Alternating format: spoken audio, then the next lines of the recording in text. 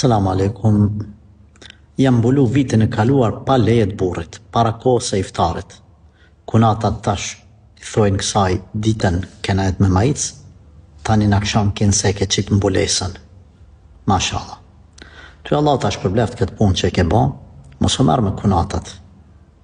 Ata që të kundërshtojnë në vepra të mira, ata janë apo kanë vetit e shejtanit, apo të cilit i pengon ibadeti besimtarit. S'ki pun me ta. Thuj po, ashtu është. Edhe së përpara, le ti marrin ata gjunahet. Imam Shafiu ka thonë, ai njeri që mendon se ka me shpëtu prej llafeve të njerëzve, ai është budall. Allahu nuk ka shpëtu prej llafeve të njerëzve. E kanë akuzu Zotin se ka bashortë, ka fëmijë.